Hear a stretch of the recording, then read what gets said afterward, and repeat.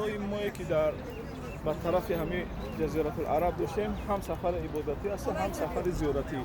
در مدینه منوره سفر ما فقط عبارت از زیارت ها است، یعنی بگیم نماز خواندن فقط در اینجا عبادت است. اصلا عبادت ما در مکه سر می شود، یعنی ادای عبادتی ما عمره که برای خاطر هم اومدگیم در اون سر می شود. انا همون زیارت هایی که میکنیم امروز در موقعی که ما قرار گرفتگیم جبل احد میگن، هم میکنن جبل احد. خب اون در طرف دست راست ما اون کوه بلند. همین معرکه احد یعنی کوه احد شهرتش به خاطر است که در همینجا جنگ احد معرکه احد شده گرد. معرکه احد که ما در بالاش قرار گرفتگیم جبل رومات میگن، کوه نیزه زنا. باز ما در بالا همه کوه نیزه زنا ایستادگیم. خب جنگ اولی بین مشرکان و مهاجرین و انصاری که در مدینه همراه پیامبر صلی الله علیه و سلم دین، یعنی مؤمنین و مشرکین جنگی که اول می شود در بدر با مغلوبیت مشرکان تمام می شود و مشرکان میخواهند که قصد بگیرن و از مکه بگیم از دوری 480 کیلومتر با زیاده از 3000 نفر با همه بگیم از سلاح‌های جنگی با اسب و شتر و حتی زنها هم از قفاشون قطعش شعر گفته، از جمله زنها بر رهبری هند دختر عتبه زن ابو سفیان.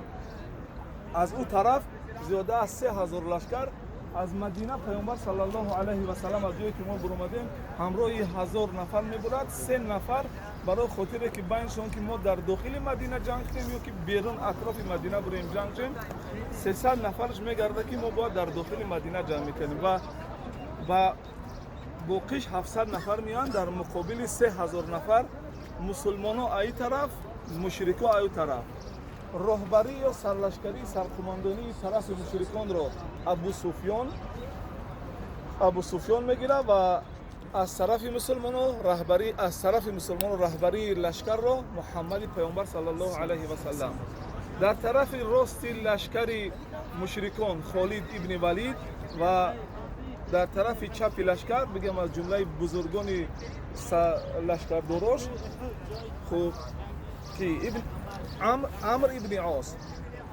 از طرف مسلمانان در طرف راست لشکر حمزه ابن عبدالمطلب و در طرف دیگر علی ابن ابی طالب و اینچنین ابوبکر رضی الله عنه و عمر رضی الله عنهم در همین جا هستند.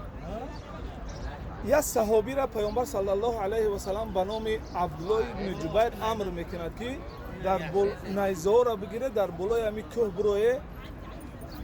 و شما فقط با نیزه خطی بزنه. حتی اگر یکی بینه که از ما چندین نفر از میگ کشته میشوند شهید میشوند، هیچ وقت از بالای همین کوه نفروه. حتی اگر دیده که مرده های ما ورم کردگی کشتگی پرتگی هم بالای همین کوه نفروه. خب اصحاب در اینجا بالا بودگی کسایی که جبر دیده بودن، کسایی که از مکه گریزه شدگی رانده شدگی بودن و بعضی چیزاشون همون مشرک و هوایی که با تا همین جا کشتنیش آمدگن در دست هوایی بودن، چیزای خونهشون گرفتگی در مکه بودگی. خب بعد جنگ سر می شود، آغاز جنگ با پیروزی مسلمان ها تمام می شود. مسلمان ها با همین 700 نفر با بالای 3000 لشکر که میتن غالبیتشون زیادتر می شود. اما وقتی که هم نیزه زنا همراه با رهبری عبدالله ابن جبیر در بالای همین کوه ایستادگان میبینن که ما غلبه کردیم و چند مشرکا را اینا زدیان کشتگان، میخواهند که بفرویان براون چیزاشون نیزه و سلاح‌های جنگی را سلاح‌ها را اکی بگیرن، مشرکا بگیرن. در همین حالت بگم از طرف مشرکان یعنی یک از سرلشکران زیرک و ذکی و دانا خالد ابن ولید حس میکنه که مهمترین جایی که لشکر مسلمانان را استوار نگه داشته است انا همین کوه نیزه زنا است، همراه نیزه زنا. وقتی که نیزه زنا میخورن خالد ابن ولید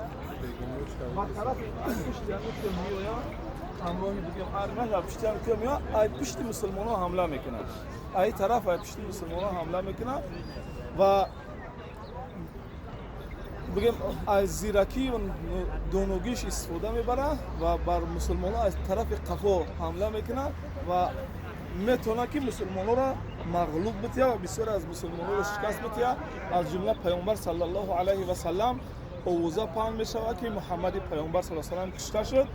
و آن همین جای است که زخمی می شود، از رویش و دندانش در همینجا شهید می شود، یعنی شکسته می شود در همینجا است. و حمزه ابن عبدالمطلب امک پیامبر صلی الله علیه و سلم با زکس وحشی و زکسی که وحشی را هند زکس کردگی بود، هند زن ابو سفیان، حمزه ابن عبدالمطلب امک پیامبر صلی الله علیه و سلم در همینجا کشته می شود و همراهش زیاده از 70 صحابی دیگر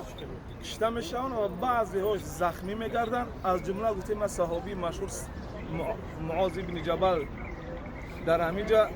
چی می شود از انصار، همراه پیامبر صلی الله علیه و سلم انصارا هم هستند، در همینجا بگیم زخمی می شود و ما در بقیع بدیم گفتیم که بعضی از زخمی هایی که در احد می شوند در مدینه وقتی که از دنیا میگذرند به اون در بقیع گور میکنند